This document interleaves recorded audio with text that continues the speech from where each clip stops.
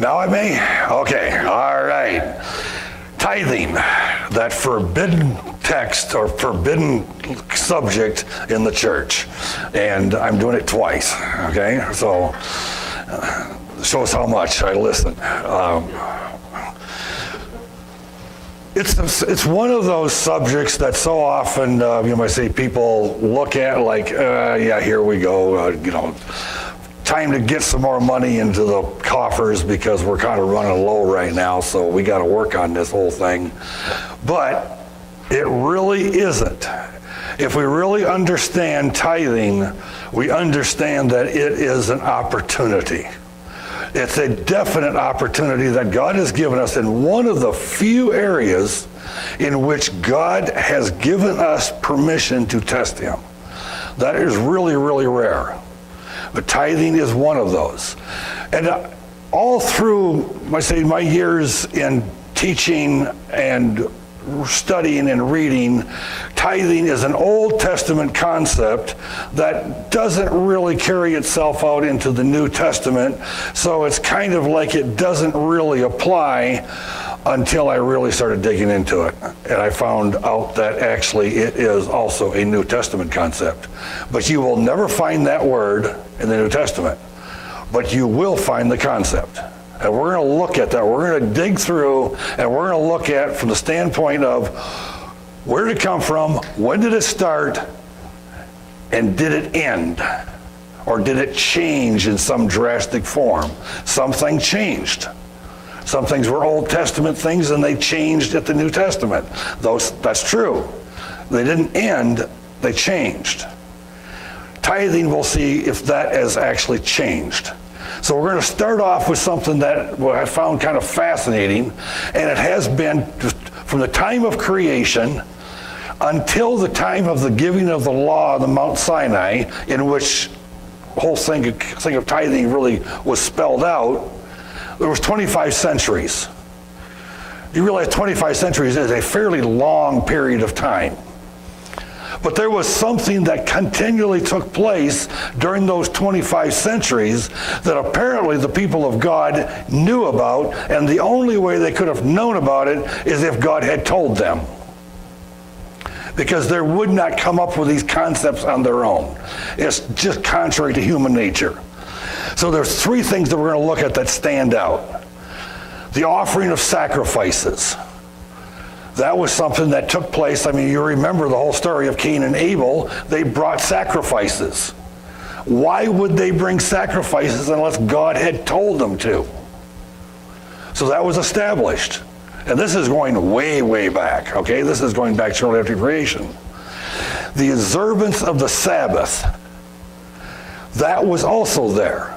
That was throughout the whole concept, because if you look at the law, it doesn't say observe the Sabbath, it says remember the Sabbath.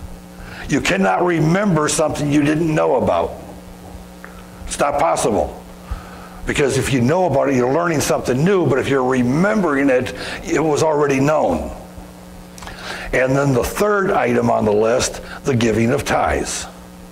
And that goes all the way back to Melchizedek. And we're going to look at Melchizedek in far greater detail as we go on through.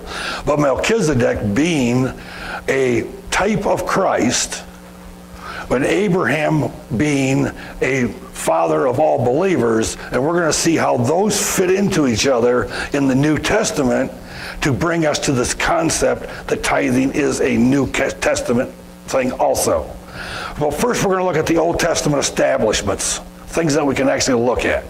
So in Genesis 18:19, for I have chosen him so that he may command his children and his household after him to keep the way of the Lord by doing righteousness and justice, so that the Lord may bring upon Abraham what he has spoken about him.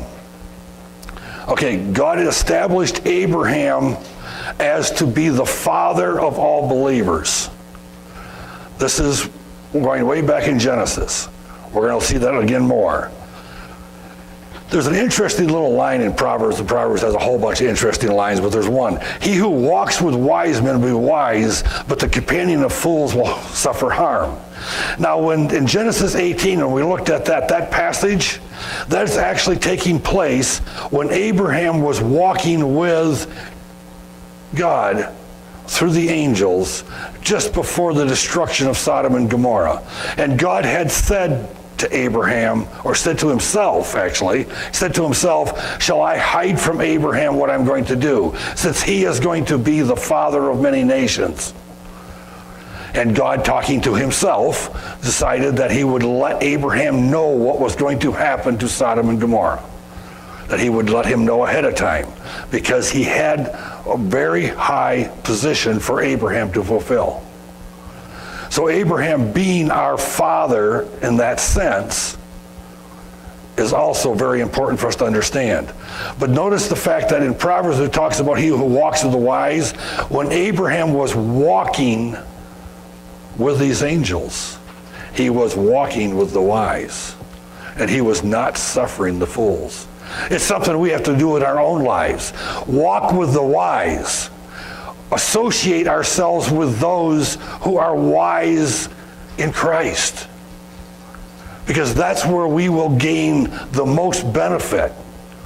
We don't know it all ourselves. We have to learn from others. We all do.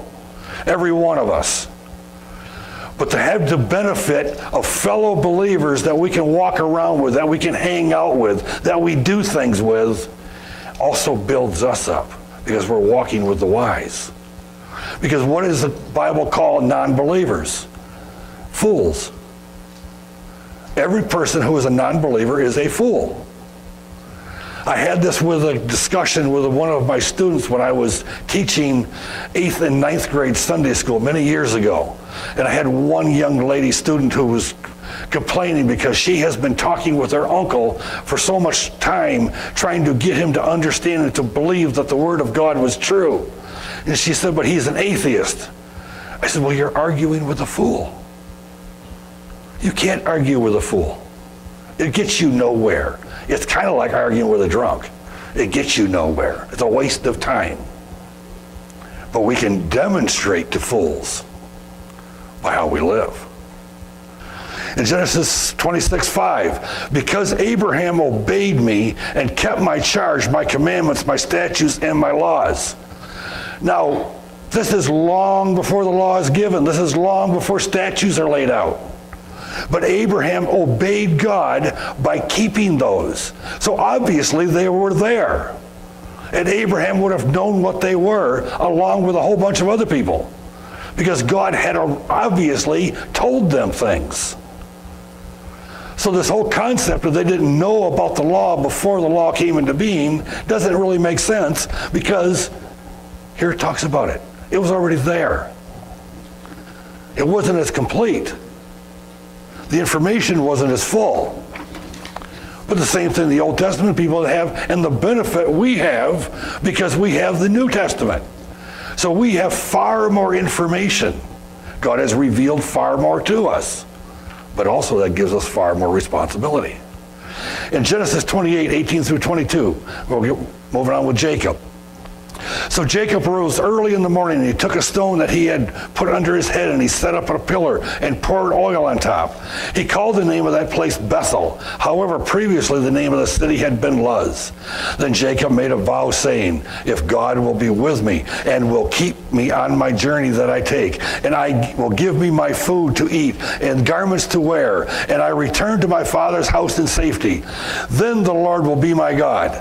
This stone which I have set up as a pillar will be God's house, and of all that you give, I will surely give a tenth to you. Now, this is an interesting story if you read it out of context like I just did. I just read this out of context, so it sounds like Jacob is making a bargain with God. If you will take care of me, if you will protect me, if you will provide me, then you will be my God. Well, we go back a few verses and read the previous. This is the whole story of Jacob's ladder. And God had made every one of these promises to Jacob. So Jacob is not more saying if, but since. Since you are doing all these things for me, this is how I am going to respond to you in gratitude, not laying a set of demands on you, God, to be this way. You go back a few verses and you will see that fits perfectly. but the context. Bethel, which means God's house of God. That's what Bethel means. So when he takes this stone and he sets it up and calls it Bethel, it made sense because this is a place where I worshiped God. So this is the house of God. But notice at the end, surely I will give you a tenth. This is long before the law is given again. This is Jacob. This is only this grandson of Abraham.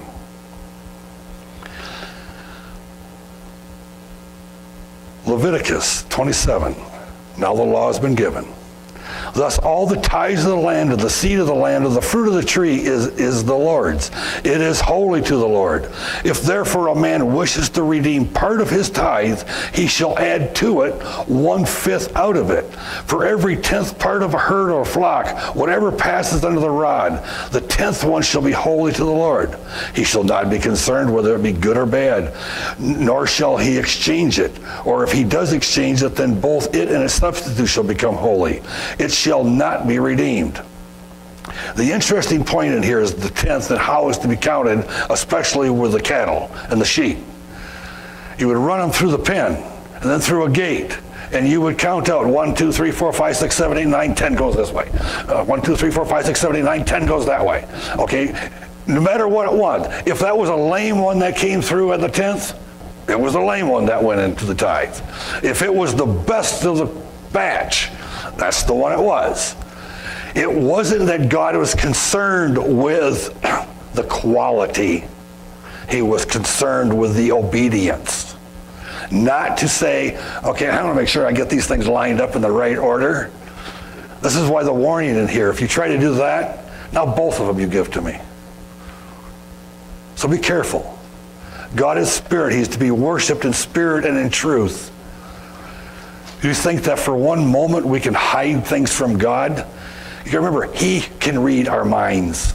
He knows every thought we have. He does a much better job even than a lie detector, because he knows exactly what it is. And I know from personal experience, lie detectors actually do work. That's a whole other story.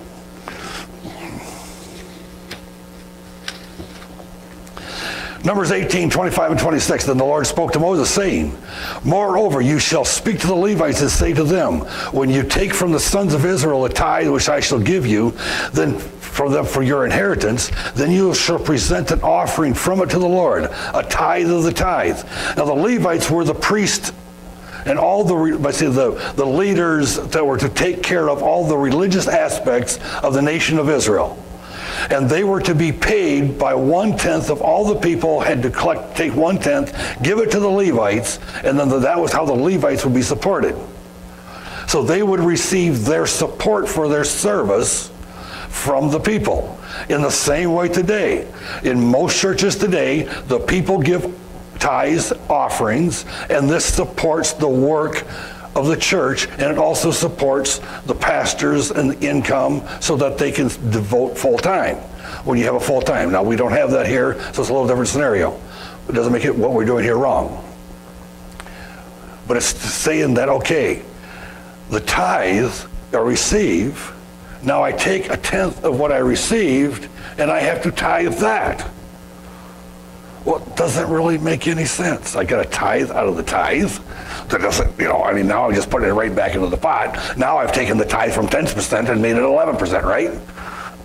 Well, not really. I think it's a lesson for us.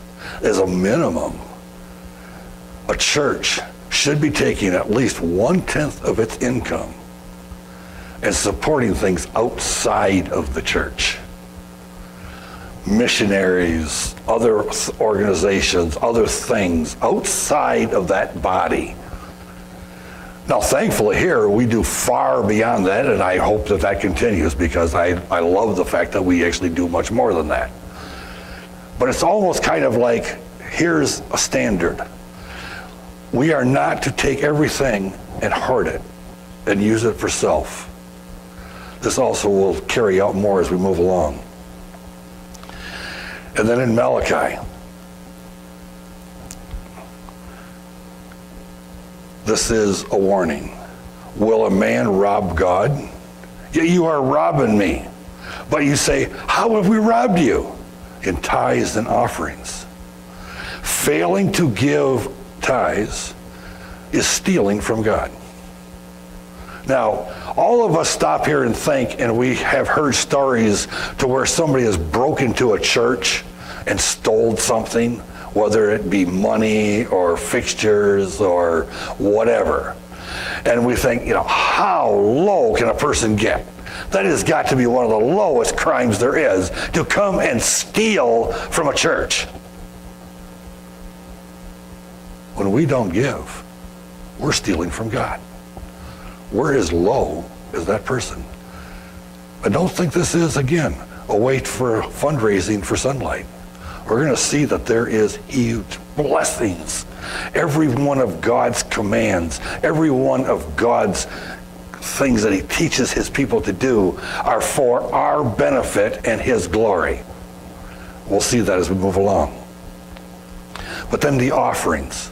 Okay, it talks about the tithe, the 10%, but it also talks about offerings. So what's an offering?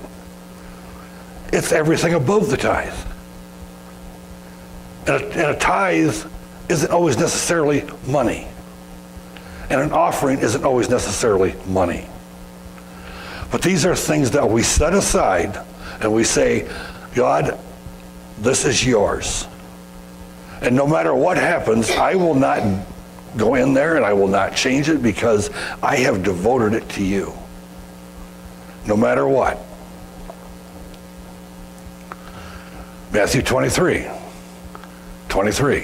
Woe to you, scribes and Pharisees, hypocrites, for you tithe mint and dill and cumin, and you have neglected the weightier provisions of the law, justice and mercy and faithfulness. But these are things that you should have done without neglecting the others. The practice of the Pharisees was so often they would take all of these spices and different things, and they would separate out that 1/10. I mean, let's almost take it like you got this bag of grass seed. You would take it, you'd put it out on the table, and you would count it out to make sure that 1/10 of every one of those seeds was set aside for God. I want to make sure because God says I should, so I'm going to follow it. Neighbor comes over and wants to borrow a cup of sugar. I'm busy right now. I ain't got time for you. Get out of here. Leave me alone. The whole concept of setting aside the tithe and neglecting to show Christian love at the same time, you've just destroyed both. Because notice at the end it says, without neglecting the other, without neglecting that mercy, that love, that caring for each other. It didn't say don't tithe, the tithe is bad, or tithe is gone. It said that you do. But don't neglect the other things. They are far weightier, way much more. 1 Corinthians 9, 13 and 14. Do you not know that those who perform sacred services eat the food of the temple, and those who attend regularly to the altar have their share from the altar? So also the Lord has directed those who proclaim the gospel to get their living from the gospel. This is just a confirmation that pastors are to be paid. Full-time pastors who are able to spend full time in a full-time congregation should be paid by the people of the congregation.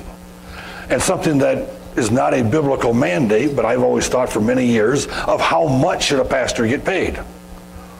And I think that really what we should do is you take a general survey of your congregation, and 1/10 of their income average is the pastor's salary. To me, it would make sense. This isn't the biblical mandate. It's just kind of one of my own things. And I've talked with others about it who some agree, some don't. But there should never be an exaltation above average by the pastor or starving the pastor. And I've seen both done. But taking the average, that works. 1 Corinthians 16, 1 and 2. Now concerning the collection for the saints, as I directed the churches in Galatia, so do you also. On the first day of every week, each one of you is to put aside to save as he may prosper, so that no collections be made when I come. Now we got to bring that into context a little bit, because it's to put aside and save is the same thing that is in Malachi when it says, bring the whole tithe into the storehouse. Those words are the same words. The first day of the week is Sunday. It's what Christians celebrate as setting the day aside for worship. Now, in the Old Testament, it was a Saturday. It changed because Christ arose on Sunday. This became the first day of the week. It also became the primary worship day, the day we set aside. Now, some disagree with that. Fine. Go ahead and pick Wednesday if you'd like. It doesn't matter. We, as fellow believers, set Sunday aside. It's been tradition all these years. I think it actually fits the best because we're celebrating Easter every week. Because it's our risen Lord is the reason why we're here. But this setting aside, set it aside and save, and then it says, as he may prosper. This isn't a case of setting aside a little extra I got. Well, I got some money now. Well, I'm kind of running short this week. Well, I got a bonus. As you prosper, as God has prospered us, as he has provided for us, this should be demonstrated in our giving. So again, in Malachi, bring the whole tithe into the storehouse, so that there be food in my house.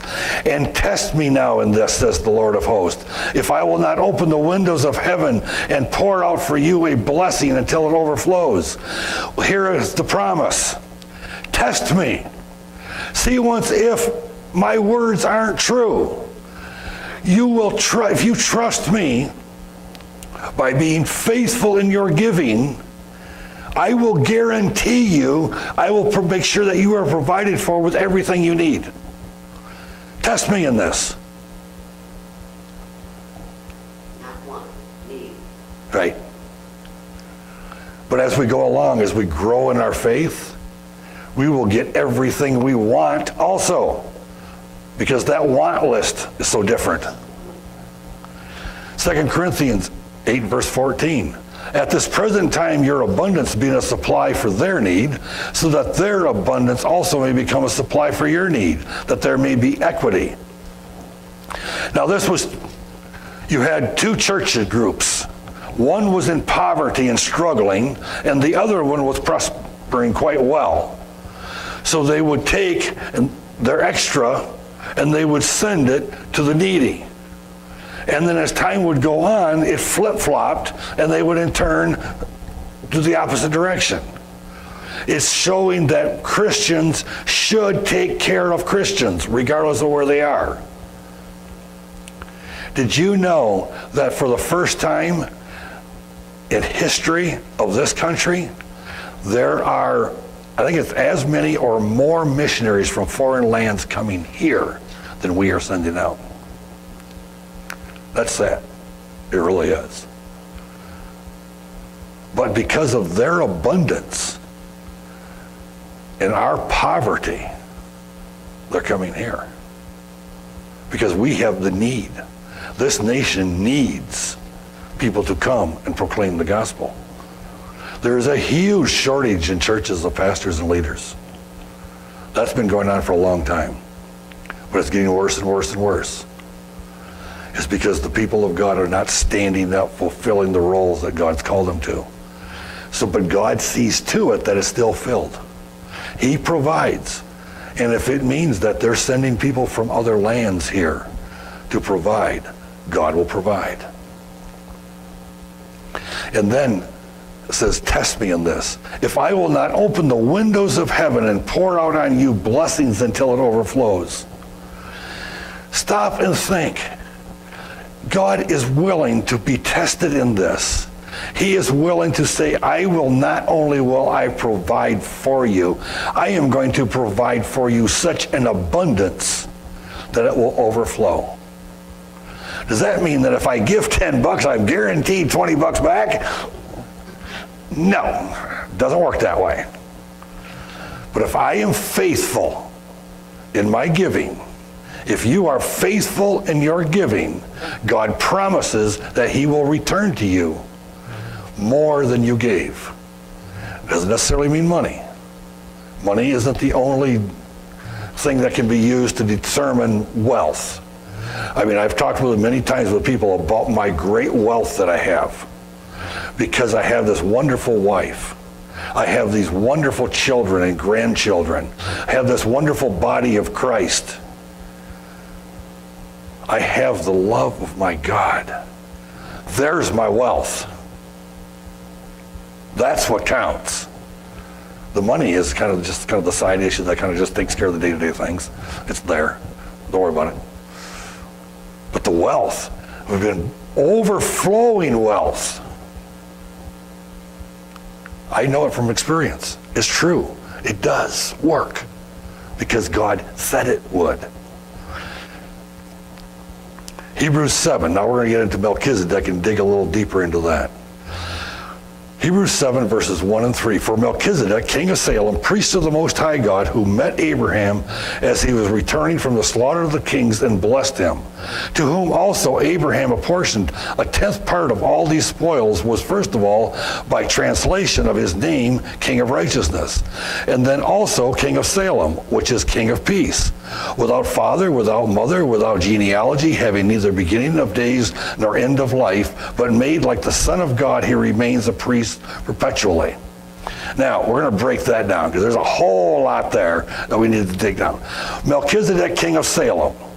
Salem was the original name of a very famous city that still carries that name today. Do you know what that city was? Jerusalem.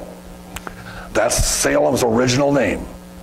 So here king, or Melchizedek, was the king, which is now, you might say, Jerusalem, which we automatically, our mind goes to, that this is the throne of God here on earth, or kind of where it comes out of. Okay? The correlation is there. But he also was a priest. So he was a king and he was a priest. Who else was a king and a priest? Jesus, yes. Jesus was king and priest, but he also was prophet. So the correlation with Melchizedek and Jesus is getting stronger. King of righteousness, translation of his name. Jesus Christ, righteousness. No problem there. King of peace, because Salem and Jerusalem means peace. Okay, without father and mother. Now we know we have stepped over from a human into the divine. Because only God is without father or mother. God doesn't have a father and mother. So Jesus, we talk about, well, Mary was his mother. Well, yes, but he was long before. And I heard a great line on the radio the other day that throughout all of history, for thousands of years, people have known many babies that have become a king. But only once did a king become a baby. That only happened one time. So there's definitely something special about this king before he was a baby. Without father and mother, without genealogy, had neither beginning nor days of end of life. Only God does not have beginning of days. Even the angels have a beginning. Only God does not. Jesus being God as part of the Trinity. So Melchizedek is the representative of Jesus. Melchizedek was not Jesus. He was not, he was a man, he was a human. Just like Abraham, being the father of all believers, is not the physical father of all believers. He's a representation. David, who was also a representation of Christ, because David would be, how's it go? David is the root and the offspring, or Christ, of Christ. Christ is, yeah, how's it go? No, I'm going to mess that all up. Let's forget that. David and Christ, also a correlation. because the children of Israel were looking for the reestablishment of the throne of David. The throne of David being the throne of Christ. Melchizedek was a type of Christ.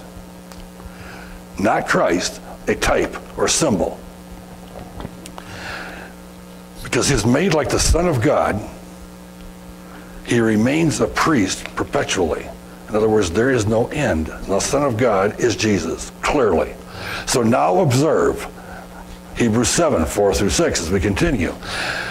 How great this man was, whom Abraham the patriarch gave a tenth of his choicest spoils, and those indeed of the sons of Levi who received the priest office have commandment in the law to collect a tenth from the people, that is, from their brethren. Although these are descended from Abraham, but the one whose genealogy is not traced to them collected a tenth from Abraham, and blessed is the one who had the promises. Again, a lot of information. Careful to go through it. Observe how great this man was, Melchizedek, a great man, to whom Abraham the patriarch, or the father of all believers, he gave a tenth.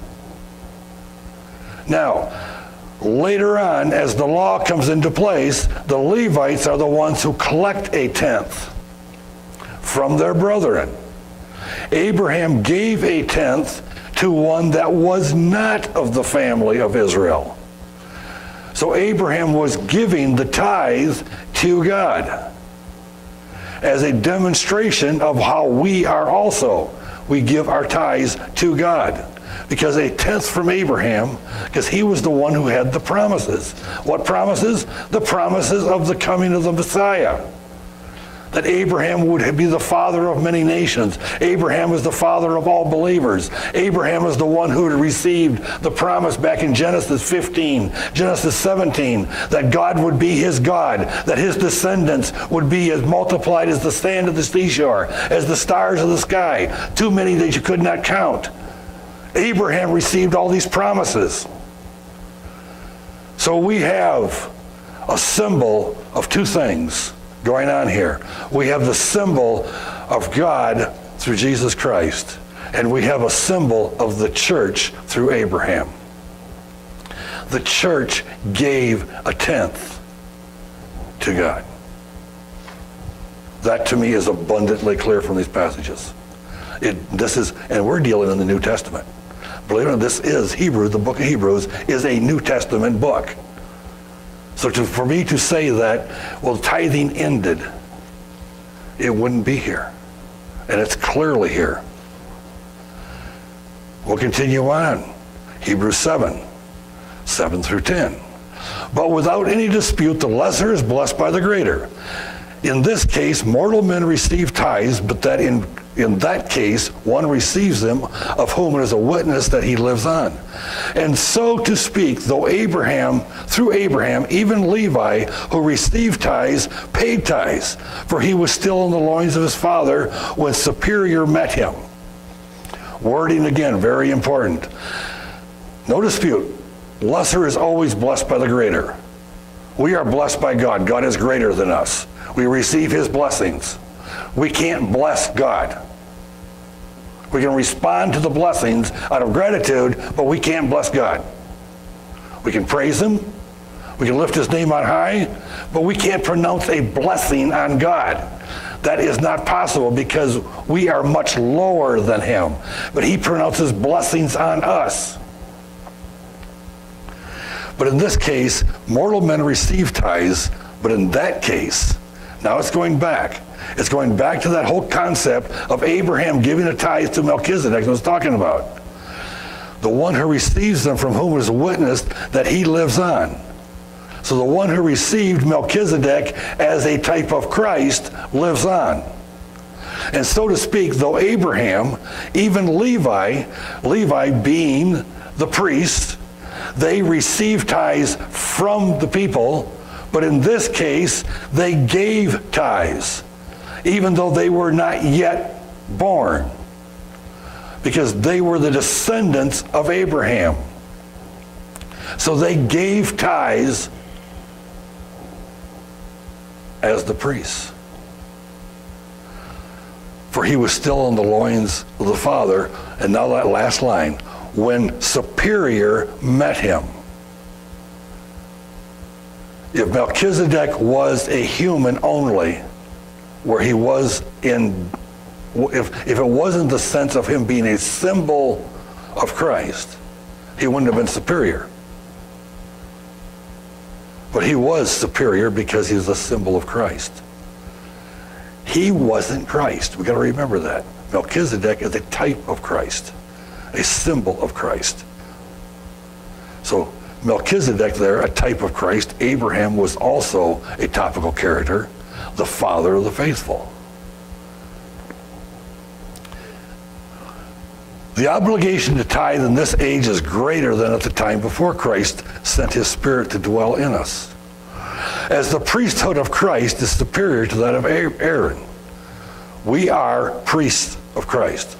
We are called, and you can read that in 1 Peter, the example given by Abraham and Melchizedek, as Abraham is the father of believers and Melchizedek is a type of Christ. For the blessings we receive are greater than those in former times. The blessings we receive because we have received the Holy Spirit is much greater than the people in the Old Testament ever received. They never received that blessing. We have it. Our obligations, because we know more, we understand more, we feel more of his presence. Our obligation is greater. We do not demand of somebody to do something beyond their ability. But we do require people to grow and to learn so that their ability can get to that point. Once it's there, now we require it. We do that with our children. Okay? We don't take our 5-year-old and tell them, you better get out there and get yourself a job and start bringing an income in because you're slacking here. No, we wait until they get a little bit older and are actually capable of doing it. Yeah, that's right. Okay, now let's look at reasons to tithe. 4 reasons to tithe out of many. They're just picking on 4. He's our God. We should desire to honor him for the blessings we have received from him. Number 1. Number 2, it avoids covetousness. Because when we give to God first, we're trusting him and we're saying that my money isn't as important as you are. Because we want. When we give to God first portion of our income, we are demonstrating he is first in our lives. Things or money do not come ahead of our trust in him. And if God's people gave 1/10 of their income, there would never go a shortage in any church, really, anywhere, to accomplish all the things. Missionaries wouldn't be begging, and missionaries, believe me, they beg for funds. There are actually many that would love to go. Nobody supports them. Now, does that mean that God's work is not going forth?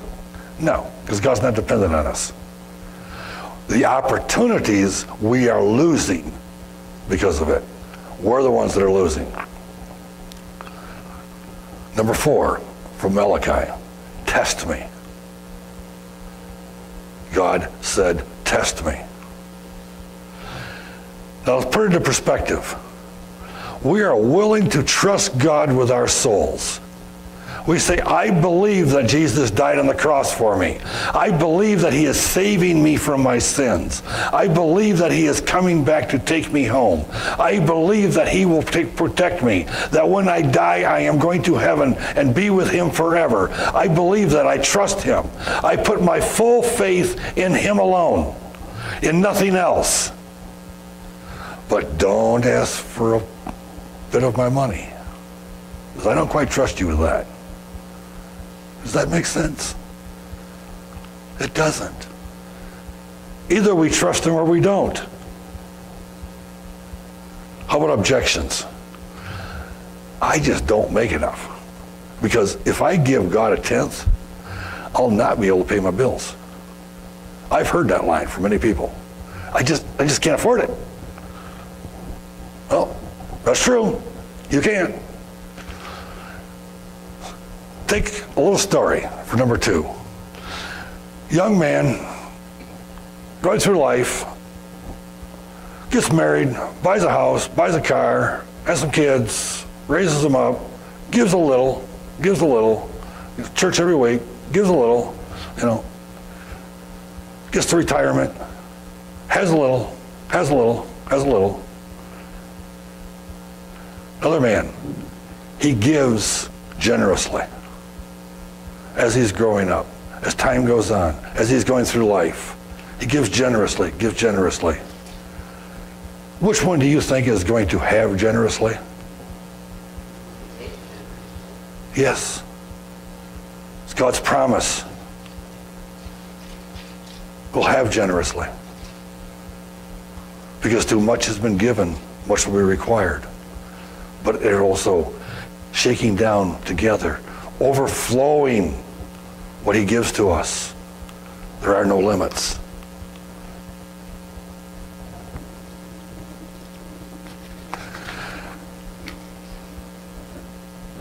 Last one, Luke 12:48. But the one who did not know it and committed deeds worthy of flogging will receive but a few. From everyone who has been given much, much will be required. And to whom they entrusted much, of him they will ask the more. The much. Talking about flogging, talking about a person that commits a crime. The person committing the crime didn't know it was a crime. Still gets flogged, but just a little. Because he really didn't know. But still what he did was wrong. So he's still going to receive a punishment. Now the one that knew, he's going to get much more. Those of us that know our God, that understand our God, much more is required of us. And for good reason. Because he's blessed us so much more. He's given us so much more. So we should have much more of a desire to serve him and to trust him. Because the much is all-encompassing. It's much, much more. Either way. Either much lost or much gained. The choice is yours.